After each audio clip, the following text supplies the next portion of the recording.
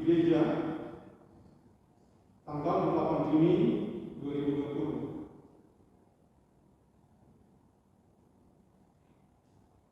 Pun demikian, majelis tetap harus melihat kita semua kondisi pandemi yang berkembang. Namun harapan kita pada tanggal tersebut kegiatan ibadah dapat kita lakukan di gereja. Cuma yang dikasih Tuhan, walaupun sampai dengan saat ini kita belum dapat melakukan ibadah di gereja ini, harapan kami ini tidak mengurangi rasa kebersamaan kita di tengah-tengah jemaat dikasih Tuhan di berjaya, terlebih di dalam kerinduan kita mendengarkan firman Tuhan. Majelis sudah membicarakan jika nanti dapat kita laksanakan ibadah di gereja di pada tanggal 28 Juni 2020 dengan beberapa ketentuan-ketentuan, dan hal ini akan kami informasikan kemudian kepada Bapak dan Ibu sekalian. Demikian watak jemaat yang dapat kami sampaikan di pagi hari ini. Shalom. Jemaat yang dikasihi oleh Tuhan, menunggu Tuhan adalah arahan yang tidak dapat dipungkiri dalam kehidupan kita sebagai orang yang percaya. Ketika kita mengikrar iman di hadapannya, maka semua itu mengarahkan seluruh kehidupan kita untuk mengikut Dia. Di setiap waktu, tempat, dan keadaan, hanya Dialah yang kita ikuti.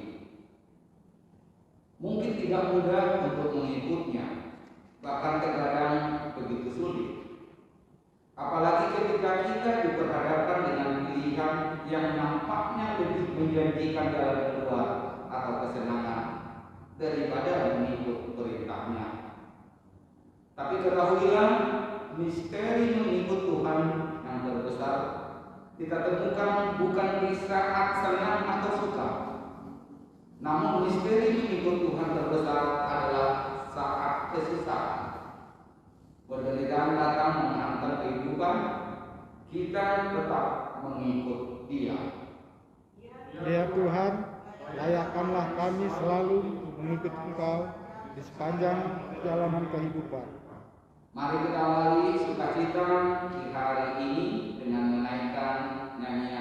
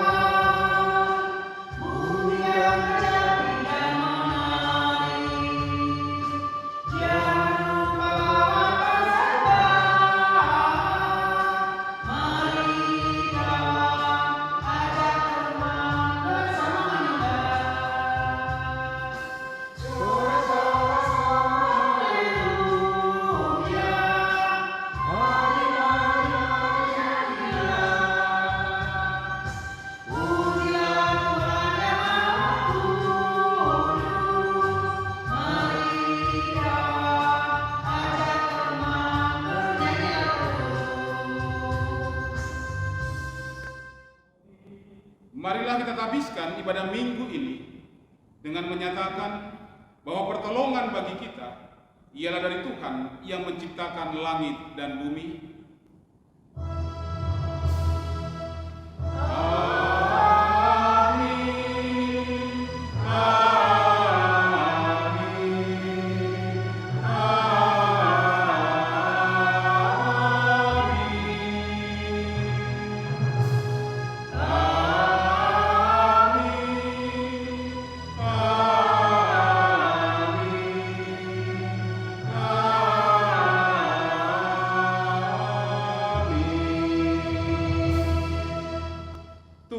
beserta saudara dan beserta saudara juga.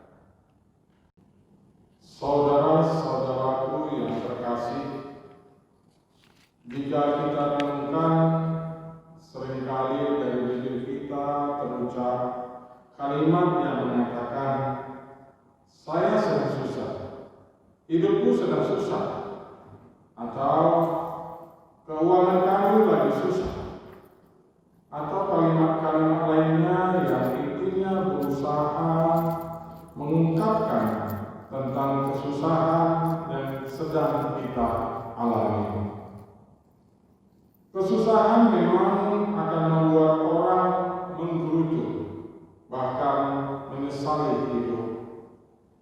Kesusahan seringkali membawa kita masuk ke dalam ruang yang sempit, di mana kita hanya berpikir tentang diri sendiri.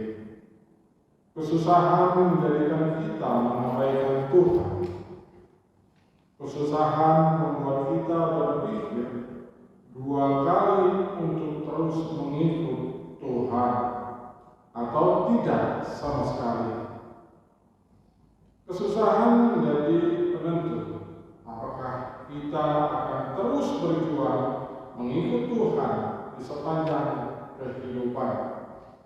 Mari kita naikkan renungan jemaat Kidung Jemaat nomor 376 bait yang kedua.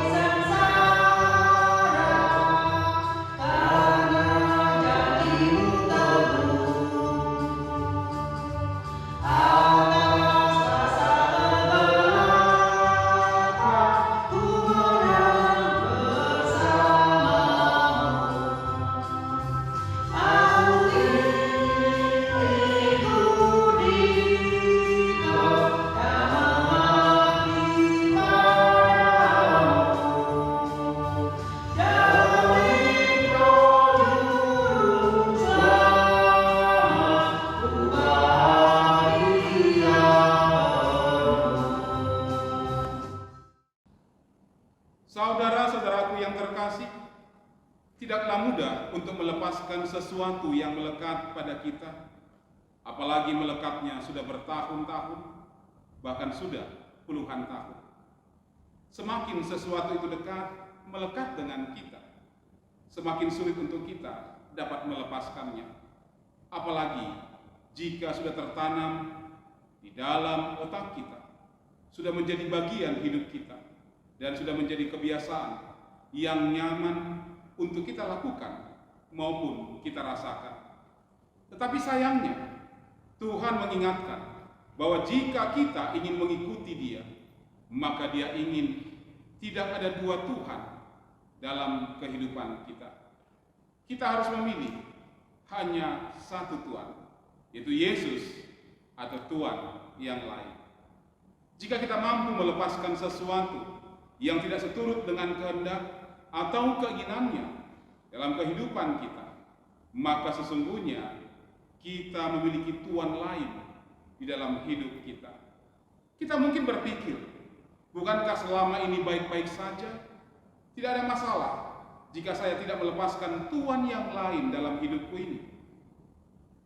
Saudaraku yang terkasih, mungkin menurut pandanganmu, apa yang engkau lakukan itu benar. Tapi bagaimana dengan Tuhan? Masalahnya adalah bahwa Tuhan tidak menginginkan hal seperti itu. Tuhan menginginkan agar dalam situasi apapun kita tetap mengikut Dia. Oleh karena itu, mari di saat ini kita mengaku seluruh dosa dan kesalahan kita, bahkan mengakui komitmen kita dalam mengikut Tuhan. Mari kita mengaku segala kelemahan dan keberdosaan di hadapan Tuhan.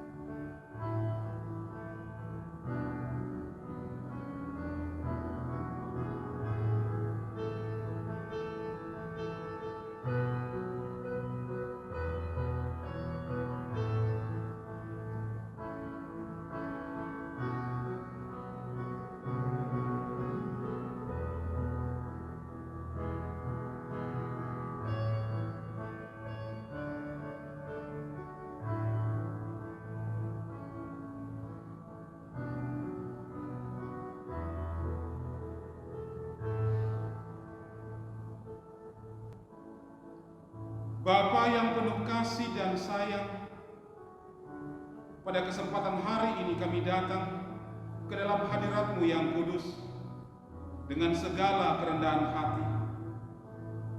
Pada kesempatan hari ini, kami mau dengan sadar mengakui segala dosa-dosa kami di hadapan-Mu. Seringkali kami lalai dan lari dari perintah-Mu. Seringkali kami lebih mengikuti hawa nafsu dunia kami, sehingga kami jauh dari kasih dan penyertaan-Mu. Kami memberontak terhadap-Mu. Kami menyakiti hati sesama, bahkan kami menyakiti hati-Mu. Telah banyak perbuatan yang kami lakukan menyimpang dari jalan-Mu yang benar. Seringkali kami hidup dengan melupakan penyertaan-Mu.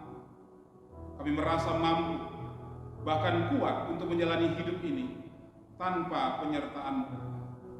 Kami bahkan lebih memilih jalan kami sendiri, bukan jalan-Mu. Kami sadar akan kecenderungan hati kami untuk berbuat jahat, hingga kami jauh dari kehendak-Mu.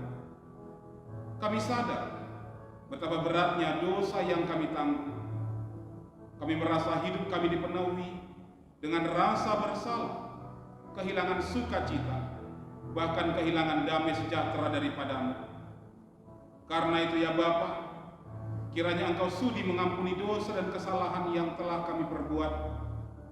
Kami mohon belas kasih-Mu ya Bapa. Kiranya setelah kami menerima kasih karunia-Mu, kami bisa memperbaiki hidup kami dan hidup seturut dengan kehendak-Mu. Biarlah kasih karunia-Mu membersihkan kami dari segala dosa dan pelanggaran yang telah kami perbuat, dan digantikan oleh damai serta kasih-Mu. Dalam nama Tuhan Yesus, kami telah berdoa. Amin. Kita juga nyatakan penyesalan kita dalam nyanyian NKB 203.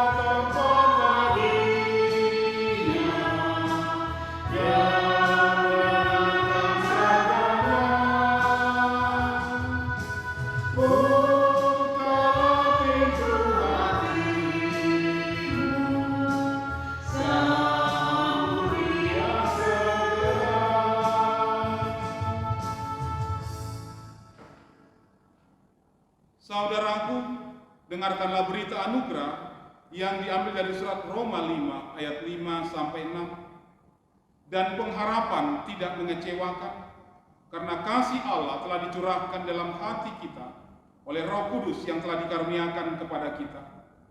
Karena waktu kita masih lemah, Kristus telah mati untuk kita, orang-orang durhaka, pada waktu yang ditentukan oleh Allah.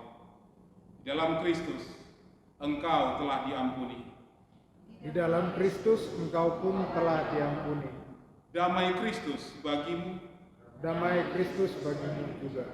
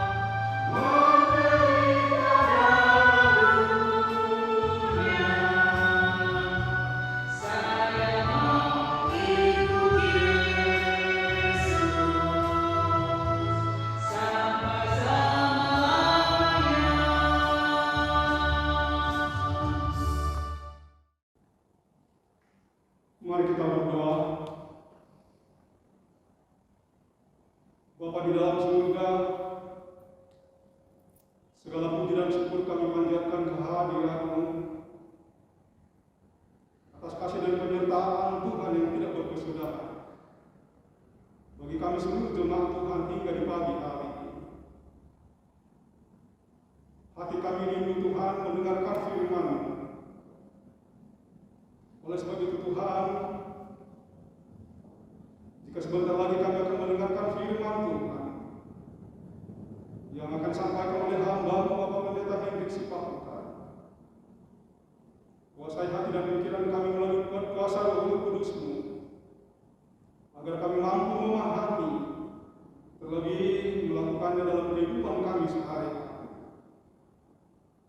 Hamba-Mu Bapak Pendeta Hendrik Sipahutan yang akan menyampaikan firman Tuhan, kiranya Tuhan juga yang memperlengkapi, agar firman Tuhan yang akan disampaikan beliau seturut dengan kehendak Tuhan. Bila doa permohonan kami Tuhan di pagi hari yang indah, hanya di dalam nama Tuhan Yesus Kristus kami berdoa dan mengucap syukur. Amin. Bacaan pertama diambil dari Roma 6 ayat 1 sampai 11. Mati dan bangkit dengan Kristus. Jika demikian, apakah yang hendak kita katakan? Bolehkah kita dalam dosa supaya semakin bertambah kasih karunia itu? Sekali-kali tidak. Bukankah kita telah mati bagi dosa? Bagaimanakah kita masih dapat hidup di dalamnya? Atau tidak tahukah kamu bahwa kita semua yang telah dibaptis dalam Kristus telah dibaptis dalam kematiannya? Dengan demikian kita telah dikuburkan bersama-sama dengan Dia oleh baptisan dalam kematian, supaya sama seperti Kristus telah dibangkitkan dari antara orang mati oleh kemuliaan Bapa. Demikian juga kita akan hidup dalam hidup yang baru. Sebab jika kita telah menjadi satu dengan apa yang sama dengan kematiannya, kita juga akan menjadi satu dengan apa yang sama dengan kebangkitannya. Karena kita tahu bahwa manusia lama kita telah turut disalibkan supaya tubuh dosa kita hilang kuasanya, agar jangan kita menghambakan diri lagi kepada dosa. Sebab siapa yang telah mati, ia telah bebas dari dosa. Jadi, jika kita telah mati dengan Kristus, kita percaya bahwa kita akan hidup juga dengan Dia. Karena kita tahu bahwa Kristus sudah Ia bangkit dari antara orang mati, tidak mati lagi. Maut tidak berkuasa lagi atas Dia. Sebab kematiannya adalah kematian terhadap dosa, satu kali dan untuk selama-lamanya, dan kehidupannya adalah kehidupan bagi Allah. Demikianlah hendaknya kamu memandangnya, bahwa kamu telah mati dari dosa, tetapi kamu hidup bagi Allah dalam Kristus Yesus. Demikianlah sabda Tuhan. Syukur kepada Allah. Marilah kita menyanyikan Mazmur 86.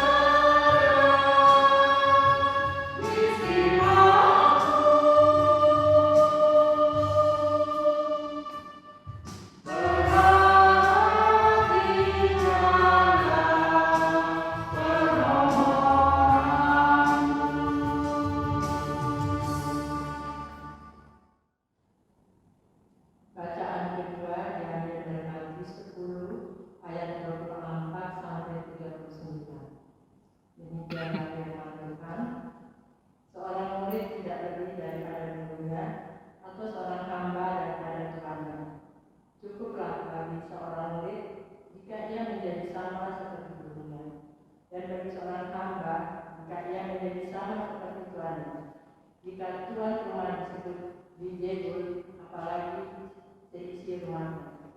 Jadi janganlah kamu takut terhadap mereka, karena tidak ada sesuatu pun yang tertutup yang tidak akan dibuka, dan tidak ada sesuatu pun yang tersembunyi yang tidak akan diketahui.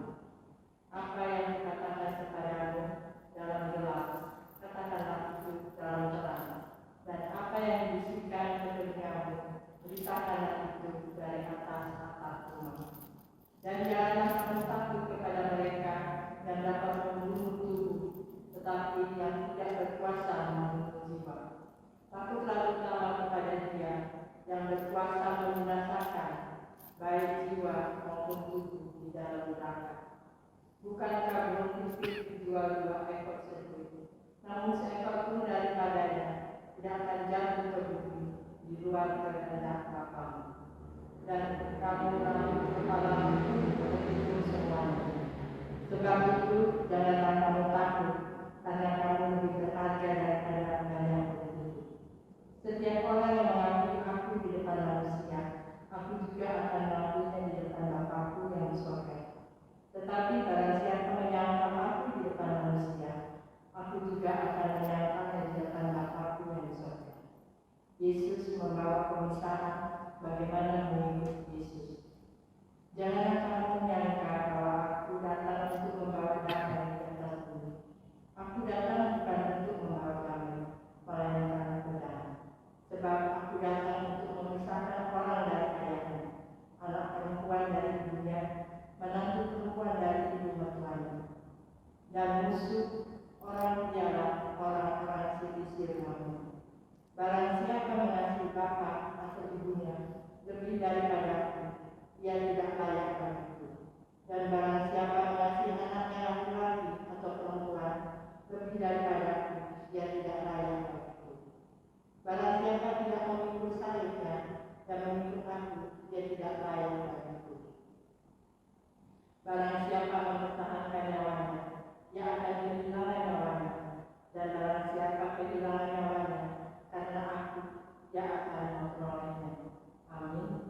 Demikianlah sabda Tuhan. Syukur kepada Allah.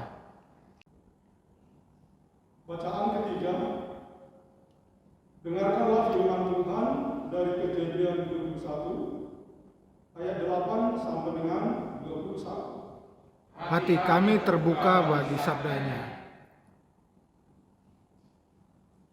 Abraham mengusir Hagar dan Ismail.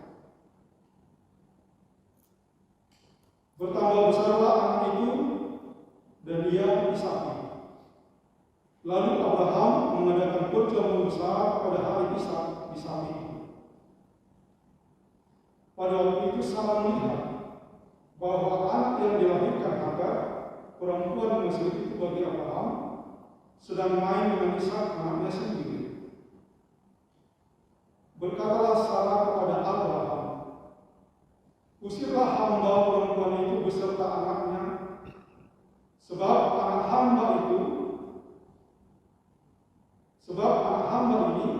tidak akan menjadi ahli waris bersama-sama dengan anakku Ishak. Hal ini sangat menyebalkan Abraham oleh karena anaknya itu. Tetapi Allah berfirman kepada Abraham, janganlah sebal hatimu karena hal anak dan budak itu. Dalam segala yang dikatakan Sarah kepadamu, haruslah engkau mendengarkannya. Sebab yang akan disebut keturunanmu ialah yang berasal dari Ishak. Tetapi keturunan dari hamba-Mu itu juga akan kubuat menjadi suatu bangsa, karena ia pun anakmu. Keesokan harinya, pagi-pagi Abraham mengambil roti serta sekirbat air dan memberikannya kepada Hagar. Ia meletakkan itu beserta anaknya di atas bahu Hagar. Kemudian disuruhnyalah perempuan itu pergi. Maka pergilah Hagar dan mengembara di padang gurun Berseba. Ketika air yang dikirbat itu habis, dibuanglah anak itu ke bawah semak-semak. Dan ia duduk agak jauh, kira-kira sepemanah jauhnya. Sebab katanya, tidak tahan aku melihat anak itu mati. Sedang ia duduk di situ, menangislah ia dengan suara nyaring. Allah mendengar suara anak itu. Lalu malaikat Allah berseru dari langit kepada Hagar. Katanya kepadanya, apakah yang engkau susahkan, Hagar? Janganlah takut, sebab Allah telah mendengar suara anak itu dari tempat ia terbaring. Bangunlah, angkatlah anak itu, dan bimbinglah dia, sebab aku akan membuat dia menjadi bangsa yang besar. Lalu Allah membuka mata Hagar, sehingga ia melihat sumber semut. Ia pergi mengisi kibatnya dengan air. Kemudian diberinya anak itu minum. Allah menyertai anak itu, sehingga ia bertambah besar. Ia menetap di padang gurun dan menjadi seorang pemarah. Maka tinggallah ia di padang gurun Paran, dan ibunya mengambil seorang istri baginya dari tanah Mesir. Amin. Inilah Injil Tuhan kita. Yang berbahagia ialah mereka yang mendengarkan firman Tuhan dan yang memeliharanya. Haleluya. Haleluya. Haleluya.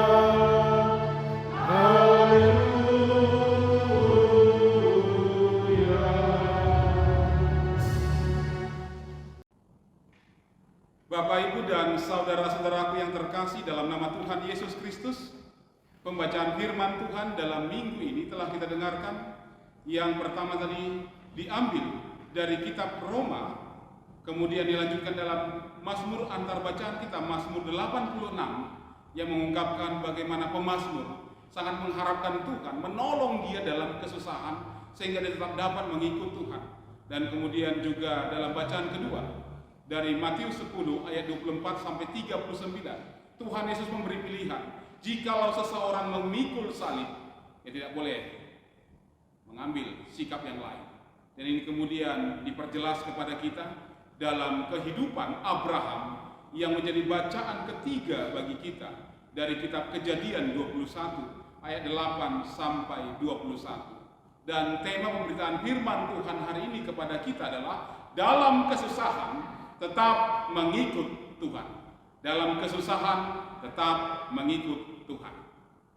Saudara-saudara yang terkasih dalam nama Tuhan Yesus Kristus, jika kita mendengar tadi pembacaan firman Tuhan, terlebih tema pemberitaan firman Tuhan hari ini, dan jika kita coba renungkan lebih mendalam lagi, tema yang berkata dalam kesusahan tetap mengikut Tuhan. Rasa-rasanya, bukankah ini seperti sebuah mimpi saja? Karena kita harus akui bahwa sangat sulit tentunya untuk tetap setia mengikut Tuhan dan terus berada dalam bimbingan Tuhan ketika kita hidup dalam kesusahan, hidup dalam kesulitan, ketika hidup kita dipenuhi dengan berbagai pergumulan dan penderitaan. Ini tentunya seperti dalam dunia fantasi saja. Lagi pula, apakah ada orang yang terus-menerus berharap hidupnya tetap susah, hidupnya tetap menderita, sulit, supaya dia tetap bisa membuktikan bahwa dia tetap bisa mengikut Tuhan? Apakah ada orang yang seperti itu? Saya rasa sebaliknya. Hampir semua orang tentu mengharapkan hidupnya senang, hidupnya bahagia, hidupnya nyaman. Terlebih ketika dia percaya dan mengikut Tuhan. Jadi, seandainya ada seseorang yang terus-menerus dibebani dengan permasalahan atau pergumulan dikarenakan mengikut Tuhan, kemungkinan besar ia akan meninggalkan Tuhan. Bukan hanya orang-orang seperti itu saja yang bisa meninggalkan Tuhan. Bahkan orang-orang yang senang saja pun, orang-orang yang nyaman kehidupannya, orang-orang yang selalu bahagia saja pun, terkadang juga meninggalkan Tuhan, terkadang juga melupakan Tuhan oleh karena kebahagiaan dalam dirinya. Apalagi orang-orang yang selalu dirundung dengan kesusahan dan kesulitan. Kalaupun ada orang-orang yang bertahan, kemungkinan orang berkatakan, itu paling hanya sebentar saja, sementara saja. Dan setelah itu, apa yang terjadi? Toh juga orang punya batas kemampuan. Ketika dia mengikut Tuhan tetapi selalu berhadapan dengan kesusahan, berhadapan dengan penderitaan, bukankah pada akhirnya ia akan meninggalkan dan melupakan Tuhan? Say goodbye to Tuhan, kepada Tuhan. Dia akan berusaha mencari kesenangan dan kenyamanan dalam kehidupannya. Oleh karena itu pertanyaan awal bagi kita yang sangat bagus untuk kita renungkan. Masihkah ada orang yang tetap bertahan mengikut Tuhan di saat hidupnya dipenuhi kesusahan? Masihkah ada orang-orang seperti itu? Tapi tunggu dulu. Hendaknya setiap orang-orang yang memiliki tekad untuk mengikut Tuhan ini tidak langsung menyerah ketika berhadapan dengan kesusahan dalam kehidupannya. Bertahan dan terus bertahan adalah jalan satu-satunya. Kita memang tidak punya pilihan lain. Dalam kehidupan iman kita ketika memang diperhadapkan dengan kesusahan, tidak ada pilihan lain, tidak ada jalan tengah. Apakah kita bertahan terus mengikut Tuhan atau tidak, hanya itu pilihannya. Tidak ada pilihan yang lain. Itu sebabnya ada seorang teolog berkata, kesusahan, penderitaan dalam kehidupan seseorang ketika mengikut Tuhan adalah bukti bahwa salib yang kita pikul itu bukanlah salib yang murahan. Seorang teolog berkata demikian. Memang cukup aneh ketika kita mendengar perkataan teolog tersebut. Namun jika kita coba renungkan kembali apa yang dimaksud oleh seorang teolog tersebut, kita menemukan kebenaran di balik perkataan tersebut. Kita mungkin akan memahami bahwa maksud kalimat tersebut adalah kesusahan menjadi bukti bahwa salib yang kita pikul, yang dipikul oleh orang-orang yang percaya, inilah yang akan memberi kekuatan kepada kita. Inilah yang akan memberikan kemampuan kepada kita untuk terus bertahan dalam kehidupan kita. Memang seseorang dengan kekuatan sendiri nggak akan bisa bertahan, tetapi dengan mengikut Tuhan, dengan bersandar kepada Tuhan, setiap kesusahan, setiap kesulitan, setiap penderitaan yang dia hadapi, dia akan dimampukan untuk menghadapi, bahkan untuk memenangkan segala perkara dalam kehidupannya. Justru di saat kesulitanlah, justru di saat kesusahan datanglah, kita bisa melihat kemuliaan dari salib itu sendiri. Kita bisa melihat kemuliaan dari Allah dan kuasa Allah yang terjadi dalam kehidupan kita. Jadi bukan hanya di saat nyaman. Ketika kita di saat nyaman, kemuliaan salib yang bagaimana yang bisa kita lihat. Di saat kita tidak berdaya, di saat itulah kita bisa melihat kemuliaan Allah, kuasa Allah yang sungguh luar biasa, yang memampukan kita terus berjalan. Ketika diperhadapkan dengan kesulitan, bahkan pilihan-pilihan sulit dalam hidup kita. Hal-hal seperti inilah yang juga dihadapi oleh Abraham. Gak jauh beda dengan apa yang dialami oleh Abraham sebagaimana nas bacaan kita dalam kitab Kejadian pasal 21 ayat 8 sampai 21. Kalau kita perhatikan nas bacaan kita di sini tidak merupakan sepenggal kehidupan dari Abraham yang memperlihatkan dua sisi kehidupannya. Dua sisi kehidupan yang juga sering terjadi dalam kehidupan kita. Satu sisi di mana Abraham merasa senang, merasa bahagia, tetapi di sisi yang lain dia merasa susah, dia merasa sulit ketika diperhadapkan dengan sebuah pilihan yang sangat-sangat sulit dia ambil. Di saat senang, di saat kita bahagia, tiba-tiba digantikan oleh kesulitan yang harus kita hadapi. Memang itulah gambaran dari kehidupan manusia. Jika kita perhatikan di bagian awal nas bacaan kita, ayat 8 dikatakan, bertambah besarlah anak itu dan ia disapi. Lalu Abraham mengadakan perjamuan besar pada hari Ishak disapi itu. Ini bagian awalnya. Dikatakan bahwa Abraham saat itu merasakan sangat sukacita sebab anak perjanjian yang Allah janjikan kepadanya telah terwujud. Ishak telah lahir. Abraham merasa dirinya, hidupnya itu sangat lengkap, sangat lengkap. Ia sudah punya keturunan. Apa yang dia harapkan selama ini terwujud, ternyata janji Allah itu bukan hanya janji kosong. Ternyata janji yang bisa terwujud dalam kehidupannya. Oleh karena sukacitanya inilah Abraham kemudian mengadakan perjamuan besar. Kata perjamuan besar yang dituliskan di sini ini menunjuk kepada sebuah perjamuan yang sungguh luar biasa, bukan perjamuan biasa. Abraham mengadakan perjamuan penuh dengan sukacita, meluapkan sukacitanya. Saya bisa bayangkan wajah-wajah Abraham yang penuh dengan kegembiraan, merasa bahwa Allah telah memenuhi janjinya dan merasa bahwa hidupnya telah begitu sempurna. Maka ia melakukan perjamuan besar. Tapi sayangnya, di tengah-tengah situasi yang sangat penuh dengan sukacita tersebut, ketika wajah Abraham masih tertawa, masih gembira, tiba-tiba dikatakan dalam ayat yang ke-9 ada sebuah masalah. Memang inilah kenyataan hidup manusia.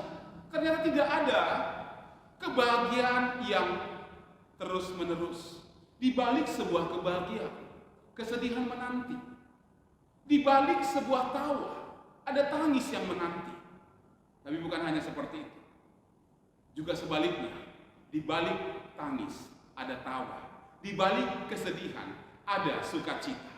Di balik kesusahan pasti ada jalan keluar yang akan diberikan oleh Tuhan kepada kita. Itu irama kehidupan manusia. Nah, kita kembali kepada Abraham. Ketika dia sedang merasakan sukacita, tiba-tiba dikatakan ayat 9, Sarah berkata kepada Abraham. Ayat 10 juga mengatakan, berkatalah Sarah kepada Abraham, ini, usirlah, saya garis bawahi kata usirlah hamba perempuan itu beserta anaknya ini. Dikatakan oleh Abraham ketika dia sedang menikmati masa-masa bahagia, masa-masa senangnya, ketika dia melihat hambanya Hagar telah melahirkan Ismail baginya, istrinya juga Sarah telah melahirkan Ishak baginya. Ketika sudah lengkap, tiba-tiba Sarah berkata, usir mereka. Ini yang dihadapi Abraham. Dia merasa sangat marah saat itu. Mengapa di tengah-tengah sukacita tiba-tiba ada kesusahan datang kepadanya? Ini ibaratnya seperti matahari sedang bersinar terik-teriknya, tiba-tiba datang awan menghalangi sehingga suasana menjadi gelap kembali. Abraham merasa sangat marah. Itu sebabnya dalam ayat yang ke-11 dikatakan hal ini sangat menyebalkan Abraham. Ketika Sarah berkata seperti itu, hal itu sangat menyebalkan hati Abraham. Kata menyebalkan berarti marah, geram, tidak senang. Abraham tidak senang ketika sukacita kegembiraannya diusik dengan cara seperti itu. Ketika kita sedang merasa nyaman-nyamannya, tiba-tiba datang masalah menghantam kehidupan kita. Saya bisa bayangkan Bapak Ibu, sebelum pandemi COVID-19 ini, ada begitu banyak orang yang sedang menikmati masa nyamannya, masa senangnya, masa tenangnya. Tiba-tiba datang masalah yang sangat berat, menghantam, menghancurkan hampir setiap sendi kehidupan manusia saat ini. Ada banyak orang yang marah, ada banyak orang yang tidak senang. Mengapa harus terjadi sekarang? Mungkin juga Abraham berkata dalam hatinya, mengapa harus sekarang? Bukankah bisa nanti atau tidak sama sekali? Biarkan dulu aku menikmati masa-masa indah ini. Aku belum puas kok menikmati masa-masa senang seperti ini. Tiba-tiba datang kalimat yang menyebalkan hati Abraham. Dan ditambah lagi, bukan hanya Sarah yang berkata seperti itu. Mungkin kalau Sarah yang berkata seperti itu, dia mungkin masih punya pertimbangan-pertimbangan. Kalau kita perhatikan firman Tuhan dalam ayat selanjutnya, ayat 12. Tetapi Allah berfirman kepada Abraham, setelah Sarah berkata seperti itu kepada Abraham, usirlah Hagar dan anaknya ini sebab mereka tidak akan menjadi pewaris Allah sepertinya menimpali, Allah sepertinya menambahi, bahkan menguatkan, menyetujui apa yang dikatakan oleh Sarah. Dalam ayat 12 berkata, janganlah sebal hatimu karena hal anak dan budakmu itu. Dalam segala yang dikatakan Sarah kepadamu, haruslah engkau mendengarkannya. Firman Allah kepada Abraham, haruslah engkau mendengarkannya. Seolah-olah Allah menguatkan apa yang dikatakan oleh Sarah. Seolah-olah Allah bersekongkol dengan Sarah untuk membuat kesulitan, kesusahan dalam diri Abraham. Haruslah engkau. Artinya tidak ada pilihan yang lain. Abraham harus menuruti itu. Abraham harus mengusir Hagar dan juga anaknya Ismail. Kalau seandainya Abraham lebih memilih Hagar dan Ismail, dia akan menyakiti hati Sarah, bahkan juga menentang Allah yang telah berfirman kepadanya. Kalau dia memilih perkataan Sarah, bagaimana dia melihat hambanya Hagar yang telah melahirkan anak baginya Ismail pergi darinya? Dua-duanya sebenarnya punya tempat yang tersendiri bagi hati Abraham. Dua-duanya punya keistimewaan bagi Abraham. Tapi saat itu Tuhan katakan, salah satu engkau harus lepaskan, salah satu engkau harus usir. Waduh, ini loh masalah dalam hidup kita. Ketika ada dua hal atau lebih dalam diri kita yang sangat-sangat kita sayangi, yang sangat-sangat kita sukai, kita diperintahkan untuk melepaskannya. Berat tidak? Sangat berat. Sangat berat. Itu sebabnya juga dalam pembacaan firman Tuhan, bacaan kedua tadi, dalam Matius 10, ketika Tuhan Yesus katakan kepada banyak orang dan juga kepada para muridnya, kalau engkau memikul salib, maka tetap pikul, jangan yang lain.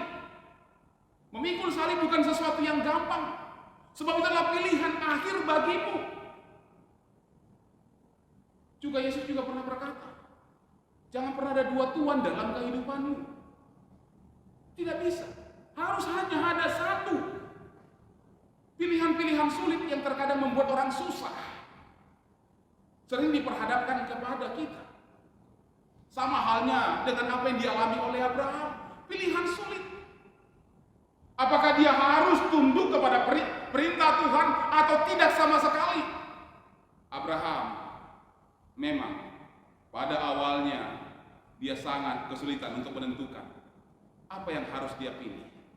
Apa sikap yang bagaimana yang dia harus ambil pada saat itu. Tapi disinilah luar biasanya Abraham. Memang dia saat itu sedang susah untuk menentukan. Tapi akhirnya dia memilih satu hal yang terbaik dalam kehidupannya. Ia mematuhi perintah Tuhan. Walaupun ia mengasihi sesuatu tersebut. Ia lebih tunduk kepada perintah Allah. Ia lebih patuh terhadap apa yang Allah inginkan dalam kehidupannya. Ia tidak komplain kepada Tuhan, mengapa Tuhan harus sekarang? Tuhan, mengapa engkau memperhadapkan aku kepada sebuah pilihan yang sangat sulit? Bisakah pilihan yang lain engkau berikan kepada aku? Tidak. Abraham tetap menetapkan pilihannya, tunduk terhadap perintah Tuhan. Inilah komitmen dalam kehidupan Abraham. Abraham memang tidak tahu apa rencana Tuhan di balik semua itu. Tetapi yang ia tunjukkan adalah kepatuhannya, meskipun ia harus berhadapan dengan sebuah kesulitan dan kesusahan menentukan sikap.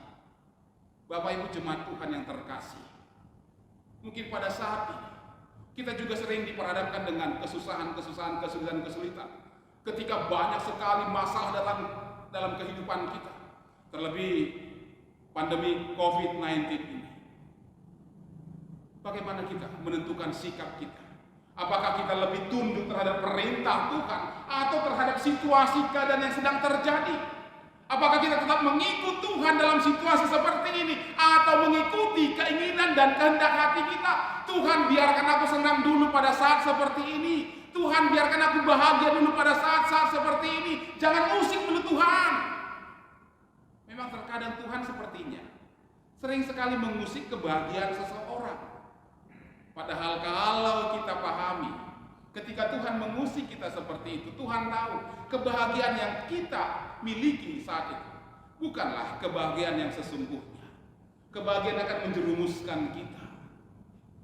Dan Tuhan usik kita supaya kita terbangun, menentukan pilihan kita, jangan terlena dengan sebuah situasi itu, sehingga kita mengambil keputusan. Apakah kita tetap mengikut Tuhan atau tidak? Apakah kita memperlihatkan iman kita yang sungguh-sungguh kepada Tuhan atau tidak? Memang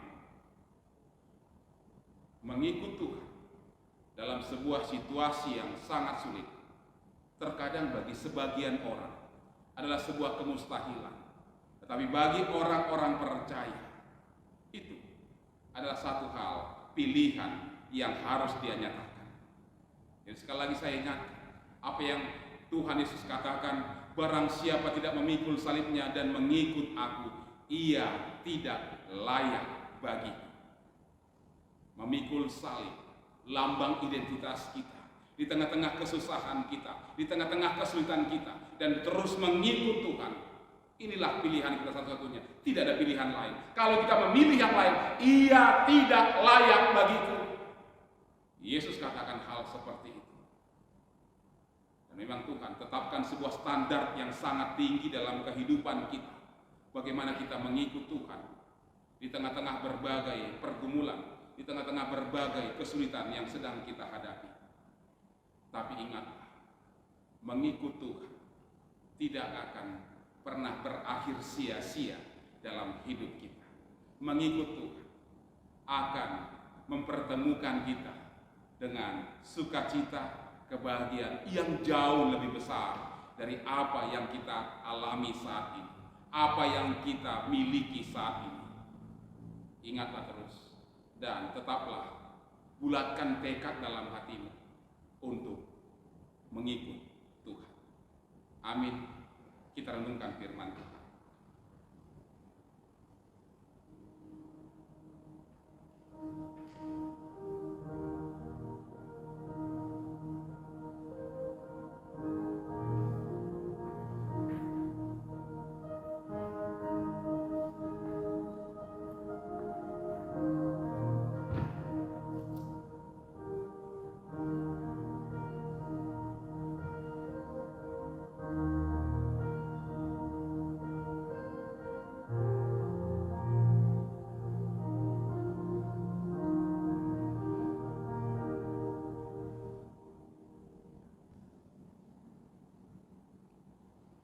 Marilah kita bersama dengan umat Allah di masa lalu, masa kini dan masa depan, mengingat janji baptisan kita dengan menegakkan pengakuan iman Rasul. Kita bersama-sama mengucapkan, aku percaya kepada Allah Bapa yang Maha Kuasa, Paling Paling dan Bumi, dan kepada Yesus Kristus, Anaknya yang tunggal Tuhan kita, yang dikandung daripada Roh Kudus, lahir dari anak darah Maria, yang menderita di bawah pemerintahan Pontius Pilatus, disalibkan, mati dan dikuburkan, turun ke dalam kerajaan Allah. Pada hari yang ketiga, bangkit pula dari antara orang mati, naik ke surga, duduk sebelah kanan Allah, Bapa yang Maha Kuasa, dan akan datang dari sana untuk menghakimi orang yang hidup dan yang mati. Aku percaya kepada Roh Kudus, gereja yang kudus dan am, persekutuan orang kudus, pengampunan dosa, kebangkitan daging, dan hidup yang kekal. Saudaraku, kita akan memasuki doa syafaat kita. Mari kita persiapkan hati kita. Kita berdoa. Terima kasih Allah Bapa kami, Allah yang sungguh baik, Allah yang telah menyatakan kasih dan penyertaan dalam kehidupan kami. bahkan di tengah-tengah kesusahan ini, Tuhan masih nyatakan penguatan dari-Mu. Itulah sebabnya ya Bapa, kami menyatakan tekad kami saat ini. Mengikut Tuhan adalah keputusan kami. Mengikut Tuhan adalah sesuatu yang sangat indah bagi kami. Mengikut Tuhan bukan hanya di saat kami merasakan kenyamanan, ketenangan, kebahagiaan, tetapi mengikut Tuhan juga terlebih di saat kami sedang mengalami kesusahan. Engkau tahu Tuhan, saat ini kesusahan besar sedang kami alami. Kesulitan besar sedang kami hadapi. Berbagai penderitaan kami harus pikul saat ini. Tapi syukur kepada Engkau masih ingatkan dan bangunkan kami akan komitmen kami. Adakah kami tetap mengikut Tuhan? Adakah kami tetap menyerahkan hidup kami kepada Tuhan? Meskipun Bapa, terkadang pilihan-pilihan sulit ada di hadapan kami. Tapi yang kami pilih satu-satunya adalah mengikut Tuhan. Sama seperti hamba-Mu Abraham. Ketika dia sedang merasakan sukacita, kegembiraan, kesenangan, Tuhan perhadapkan dia dengan sebuah pilihan yang sangat sulit. Namun pada akhirnya Abraham memperlihatkan imannya yang sungguh luar biasa. Ia lebih memilih taat kepada Tuhan. Jadikan kami Tuhan sebagaimana yang dilakukan oleh Abraham. Kami mampu memperlihatkan kualitas dari iman percaya kami di tengah-tengah kesulitan pandemi COVID-19 yang masih terus membayang-bayangi kehidupan kami. Kami mau katakan, mengikut Tuhan adalah keputusan kami. Namun Tuhan, di tengah-tengah kesulitan saat ini, di tengah-tengah kesusahan yang kami hadapi saat ini, kami mau serahkan kepada Tuhan. Bapa di surga, berkaryalah Engkau dalam kehidupan kami. Engkau tahu kekuatan kami ya Bapa. Sangat lemah, sangat kecil. Dan semua kekuatan kami tidaklah cukup untuk menghadapi berbagai kesulitan yang kami hadapi, menghadapi berbagai kesusahan yang sedang datang mengancam kehidupan kami. Tolong kami Bapa, mampukan kami menghadapi semua ini. Kami percaya Tuhan tidak tinggalkan kami. Itulah yang kami pegang terus ya Tuhan. Ketika kami menghadapi pandemi COVID-19, Tuhan berkati kehidupan kami seluruhnya. Kami mau serahkan Tuhan dalam syafaat ini kondisi dunia yang sedang menghadapi dampak dari COVID-19. Berkati ya Bapa, dunia yang Engkau ciptakan dengan kuasa dan kasih-Mu. Jangan lupakan ya Tuhan, jangan tinggalkan kami. Tapi biarlah karya Tuhan terlihat. Dalam syafaat ini juga, kami mau serahkan kepada Tuhan orang-orang yang saat ini sedang berjuang untuk pulih kembali, untuk boleh sembuh kembali ketika mereka terdampak COVID-19. Orang-orang yang dirawat di rumah sakit maupun dirawat mandiri di rumah mereka masing-masing. Orang-orang yang sedang kesusahan dengan kondisi fisik mereka, Tuhan lawat hidup mereka. Jangan biarkan Tuhan. Dalam nama Tuhan Yesus kami percaya, Engkau akan pulihkan mereka. Engkau akan berikan kesembuhan kepada mereka. Berkati Tuhan setiap tindakan medis yang diberikan kepadanya. Biarlah ya Pak, mereka menerima kesembuhan yang dari Tuhan saja.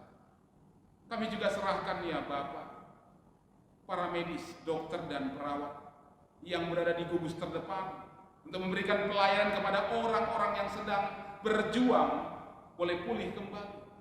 Tuhan lindungi para medis, Tuhan jaga hidup mereka, Tuhan jauhkan mereka dari COVID-19. Biarlah mereka penuh dengan kasih, melayani dan memberikan pengobatan. Kami juga serahkan Tuhan usaha-usaha yang dilakukan para ahli dan ilmuwan saat ini untuk boleh menemukan vaksin, menanggulangi pandemi COVID-19.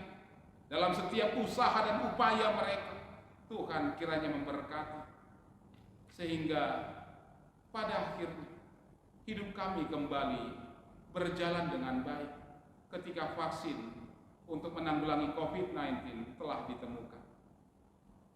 Dalam syafaat ini juga Tuhan, kami mau serahkan kepadamu kehidupan jemaat Tuhan, GKI Sumut baik sesinodi, klasis-klasis maupun jemaat lokal. Tuhan kiranya berkati, khususnya gereja Tuhan di GKI Sumut Tanjung Rejo ini. Tuhan, biarlah karya dan kasih-Mu tetap nyata dalam kehidupan jemaat Tuhan sehari-hari. Dalam syafaat ini kami percaya Tuhan akan lindungi kehidupan jemaat-Mu dalam aktivitas mereka, dalam pekerjaan mereka, dalam setiap hal yang mereka hadapi. Terlebih Tuhan, dampak dari COVID-19 ini, di mana perekonomian, pekerjaan sedang menghadapi masa-masa yang sangat sulit. Tapi kami tahu Tuhan tidak akan membiarkan kami berjalan sendiri. Oleh karena itu Tuhan, berkatilah kehidupan jemaat-jemaat Tuhan.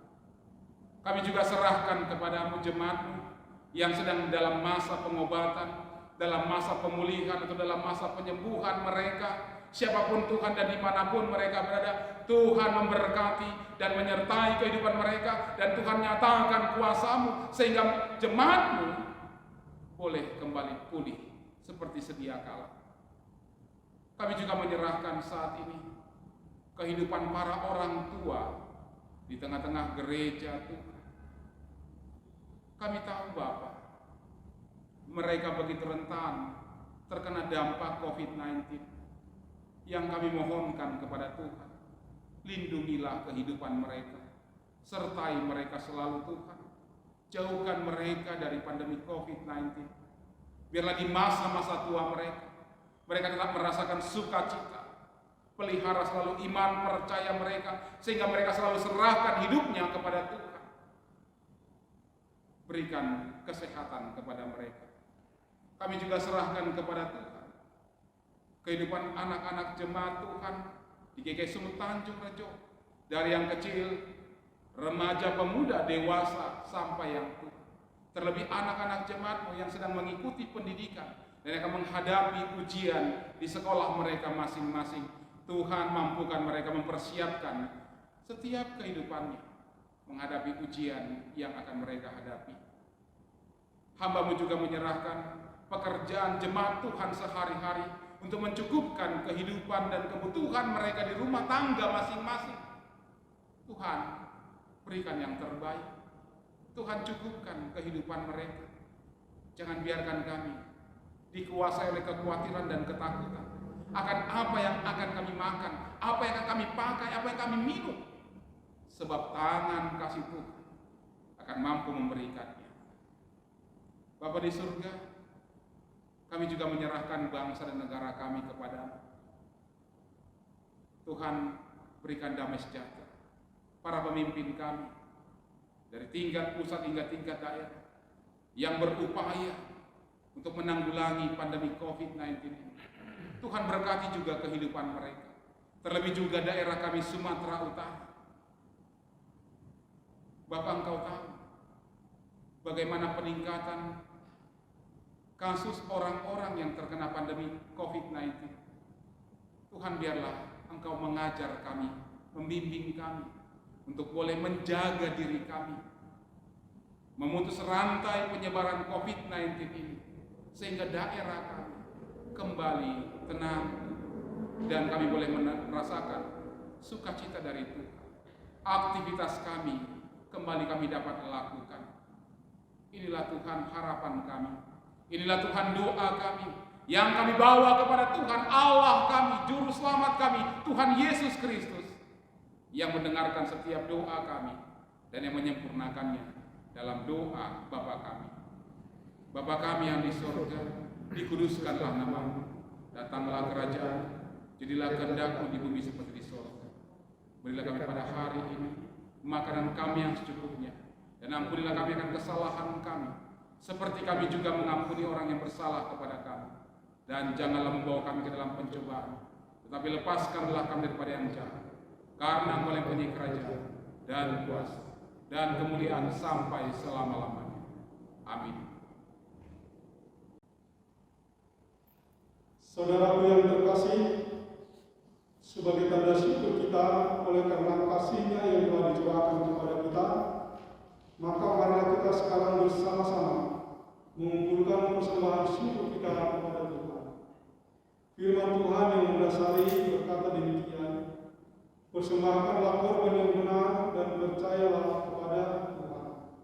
Tertulis dalam kitab Mazmur 4 ayat 6. Saudara dapat mentransfer persembahan ke rekening gereja atau mengumpulkannya di amplop untuk dibawa ke gereja saat kita sudah dapat beribadah di gedung gereja. Sembari kita mengumpulkan persembahan, kita angkat pujian dari PKJ 187.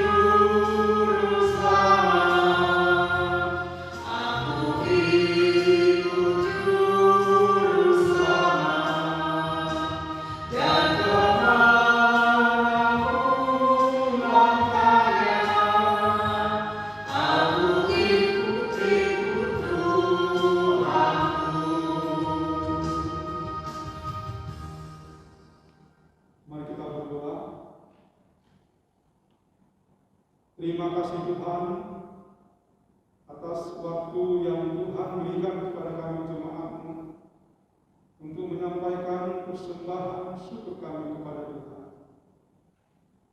Terima Allah Tuhan persembahan kami ini menjadi dupa yang harum di hadapan Tuhan. Berkati Tuhan jemaat-Mu yang memberikan persembahan ini. Berkati rumah tangga mereka, berkati pekerjaannya. Dan Tuhan menunjukkan apa yang menjadi kerinduan jemaat. Agar kiranya untuk hari-hari mendatang, jemaat-Mu dapat memberikan yang terbaik lagi kepada Tuhan. Berikan hikmat kepada para majelis Tuhan yang akan mengelola persembahan ini, agar kebentukannya sesuai dengan kehendak. Bila ada permohonan kami Tuhan, hanya di dalam nama Anak-Mu Yesus Kristus, kami berdoa dan mengucap syukur. Amin.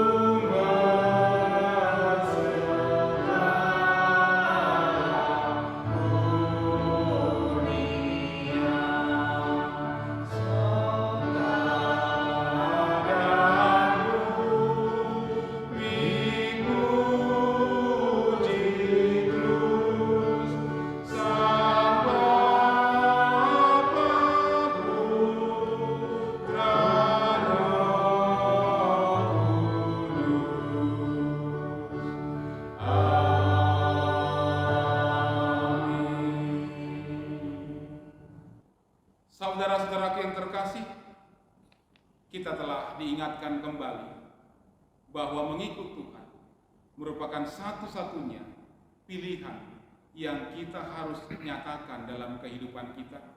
Bukan hanya di saat kita senang, bukan hanya di saat kita nyaman, bahkan terlebih di saat kesusahan, di saat kesulitan, penderitaan datang menghantam kehidupan kita, ingatlah dan nyatakanlah kehidupanmu yang terus-menerus mengikut Tuhan. Mari kita nyatakan pengutusan kita dari Kidung Jemaat 413.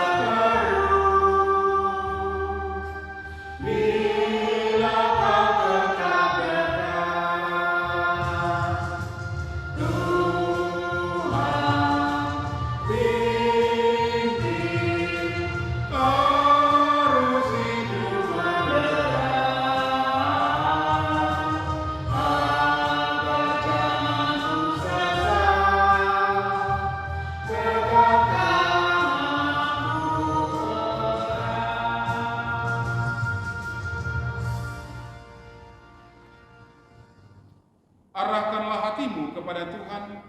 Kami mengarahkan hati kami kepada Tuhan. Jadilah saksi Kristus. Syukur kepada Allah. Terpujilah Tuhan.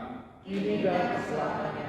Tuhan Yesus bersabda, bukan kamu yang memilih aku, tetapi akulah yang memilih kamu, dan aku telah menetapkan kamu, supaya kamu pergi dan menghasilkan buah, dan buahmu itu tetap. Kinarahkanlah hati, pikiran dan segenap hidup saudara kepada Allah, dan terimalah berkat darinya. Tuhan memberkati engkau dan melindungi engkau. Tuhan menyinari engkau dengan wajah-Nya dan memberi engkau kasih karunia. Tuhan menghadapkan wajah-Nya kepadamu dan memberi engkau damai sejahtera. Amin. Haleluya. Haleluya. Haleluya. Haleluya. Haleluya.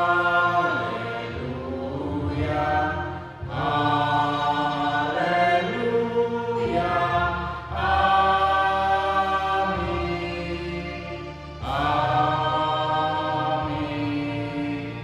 Amin.